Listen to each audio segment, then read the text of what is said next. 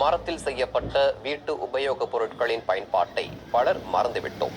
ஆனால் அந்த கலையையும் தொழிலையும் தம் ஒளியால் உயிர்ப்பித்துக் கொண்டிருக்கிறார் புதுக்கோட்டையைச் சேர்ந்த தச்சு தொழிலாளி ஒருவர்.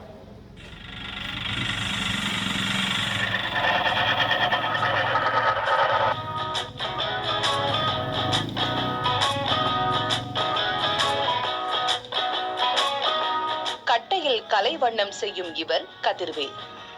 புதுக்கோட்டை மாவட்டம் ராங்கியத்தைச் சேர்ந்தவர் கதிர்வேல்.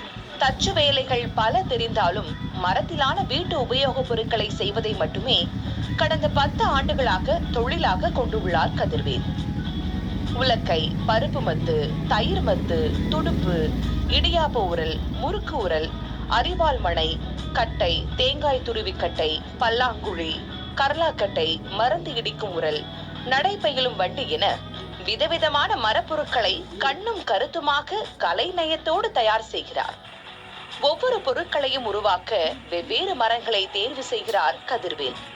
அதாவது இந்த வேளா மரத்துல தான் இந்த உரல் செய்வோம். வேளா மரம், வாகை மரம் இதில் தான் செய்வோம். உலக்கையை பொறுத்தளவில் பாலை மரத்தில் செய்வோம்.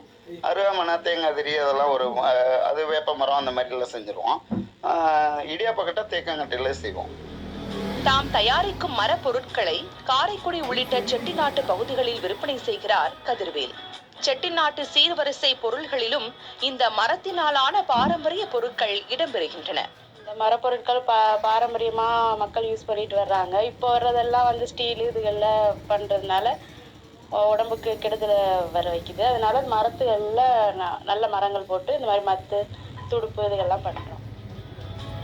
சுப துக்க நிகழ்வுகளின் போது மரத்தினாலான பொருட்களை பயன்படுத்தும் பழக்கம் இன்றளவும் தமிழகத்தின் பல பகுதிகளில் கடைபிடிக்கப்படுகின்றது. கதிர்வேல் போன்ற பாரம்பரிய மரத்தொழில் செய்வோரின் தேவையும் இன்றளவும் இருக்கத்தான் செய்கிறது.